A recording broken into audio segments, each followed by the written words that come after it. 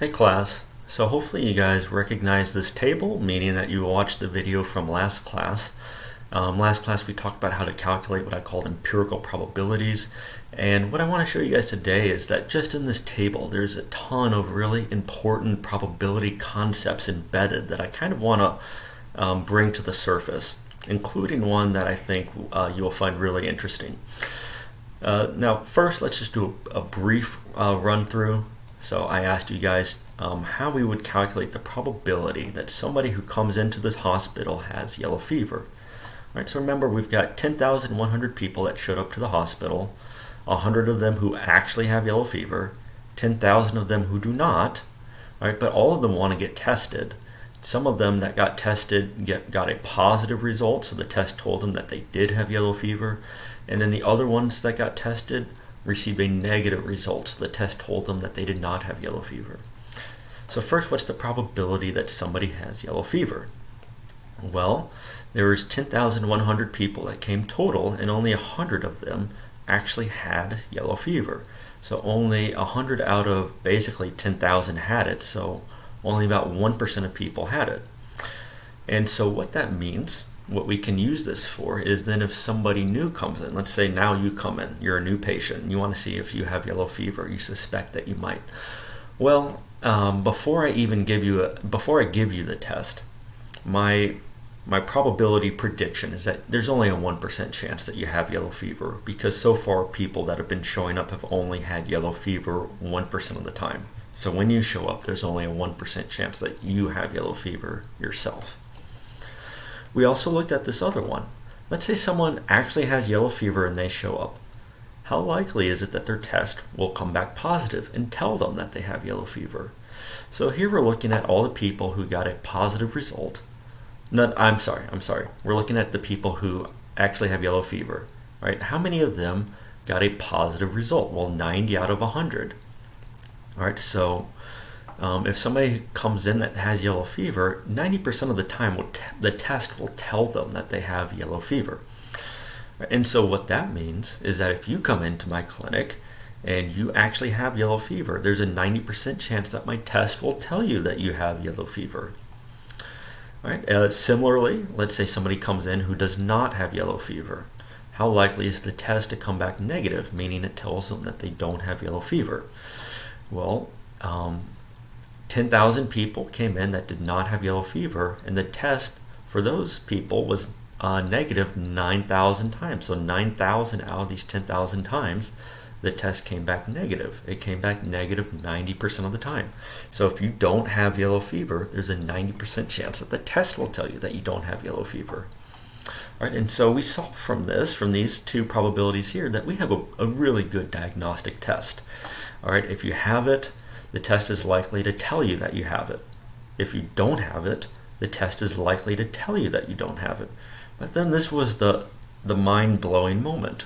This is where I kind of switched it up on you. I said, all right, now if somebody tests positive, how likely are they to have it? Well, we have a good test, so they likely have it, right? I just told you how good the test was, but no. When we look at all the people that tested positive, only 90 of those people actually had yellow fever. The other 1,000 did not. So of the 1,090 positive cases, only 90 of them were accurate. All right, so they're only accurate 9% of the time, meaning that if you come in, you get a positive test, there's only a 9% chance that you actually have yellow fever. All right. Now first I just want to do a technical point. These three probabilities that we're looking at right here are what are known as conditional probabilities, where I look at what's the probability of A given B. So for example, this one right here, that's telling me what's the probability of the test coming back negative given that I don't have yellow fever. All right, and likewise, the next one, what's the probability that the test comes back positive given that I do have yellow fever? And this conditional was very different from the last one, even though they sound the same. All right, what's the probability that somebody's test comes back positive given that they do have yellow fever? 90%. Versus what's the probability that somebody does have yellow fever given that the test comes back positive? Now these sound the same, yet they're so different. Now I want to give you guys two examples so that you remember that these are not the same thing, even though they sound the same. So one of them, this was an example that we went over earlier in the semester. I've got this curtain and there's some animal behind it. I tell you that it's a four-legged animal. All right, so you guys know it's a four-legged animal. Given that, what's the probability that it is a dog? All right, probably about 1% at best. All right, there's tons of four-legged animals. It could be a rat, it could be a cat, it could be a bear, it could be a giraffe, it could be an elephant, it could be a hippo, and on and on and on. All of those things have four legs. And if the only thing we're assuming is that it has four legs, there's a very tiny chance that it just happens to be a dog, because there's so many other things that it could be.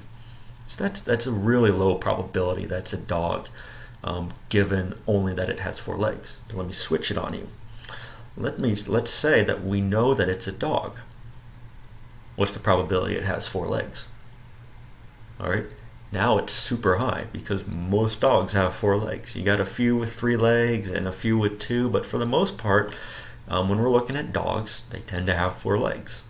So again, these sound the same, but the probabilities are incredibly different. Let me do one more example that should really hammer this home. All right, what's the probability that somebody likes math given that that person has a Nobel Prize in math?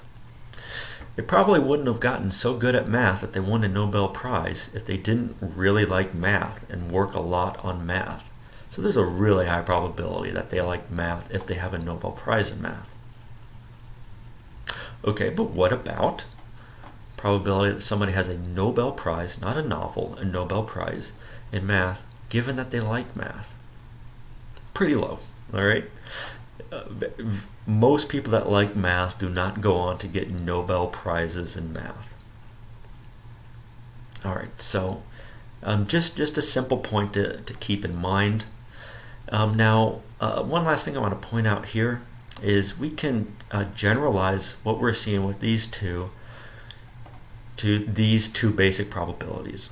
All right, this first one, what's the probability of getting this specific evidence supporting this hypothesis if the hypothesis is true? All right, so in this case, the hypothesis is that the person has yellow fever.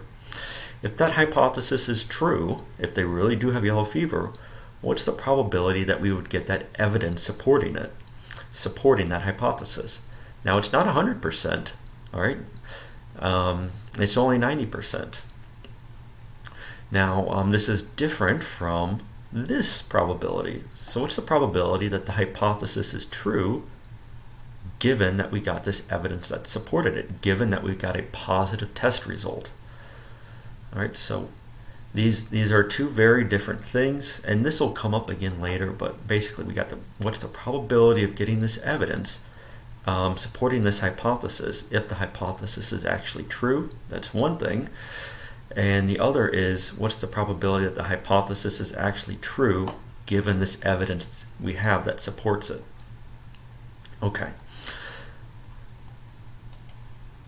Now we're going to tie this to questions about whether or not we should assume that Jesus actually rose from the dead. So what we have here is what's called a prior probability. All right, before I even gather any evidence on this person, before I give them the diagnostic test, what's the probability that they have yellow fever? All right, that's called our prior probability. What's the probability of that hypothesis being true before we gather any evidence whatsoever? And that's to be distinguished from the posterior probability. The posterior probability is the probability that the hypothesis is true given this evidence that we've gathered, right? And these aren't going to be the same. Look, the probability that the person has yellow fever, now that I've gathered this evidence, now that I've given them a test and it's come back positive, is 9 times greater than it was prior to gathering the evidence. So no small difference right there. All right, now you have to keep in mind this distinction between prior probability and a posterior probability, and this actually comes into play in a certain argument about the most important claim of Christianity, namely, did Jesus rise from the dead? So let's take a look at an argument saying that Jesus did not rise from the dead. All right, so the argument goes like this. Miracles are by definition the most highly improbable events that can occur. Even highly improbable natural events are still more probable than miracles, therefore.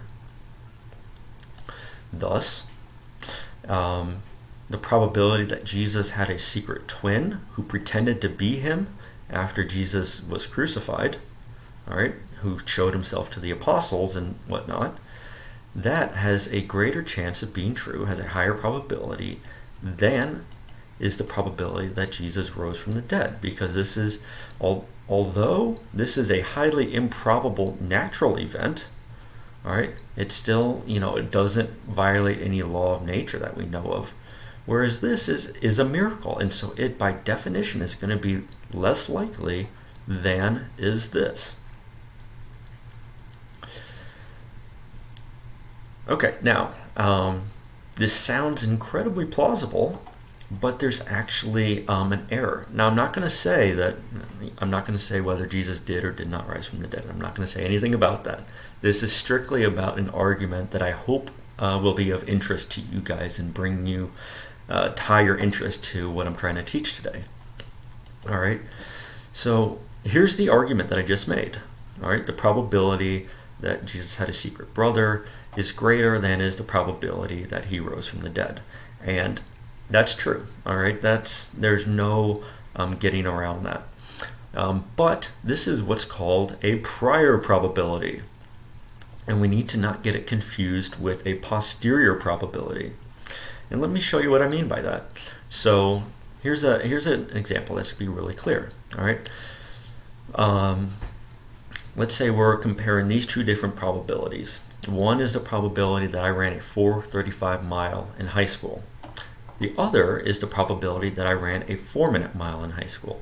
Now, if you don't know, it's incredibly rare for a high schooler to run a 4-minute mile.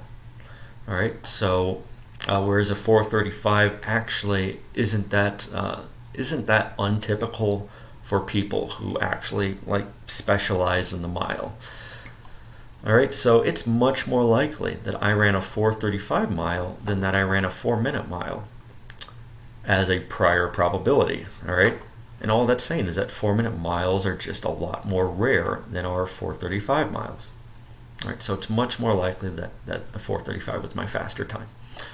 All right, but let's say you do a Google search on this, and I have a Wikipedia page. And the Wikipedia page, along with maybe other Google pages, tell you that in high school I did run a 4-minute mile.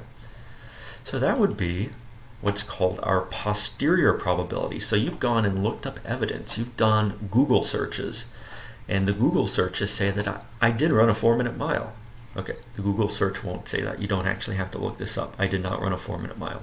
But if I did, and if you did a Google search telling you that I ran a 4-minute mile, all right, well now, after you've collected these evidences, it now seems very clear that it's much more likely that I ran a 4-minute mile as my fastest than that the 4:35 was my fastest. So after you've gathered the evidence, in other words,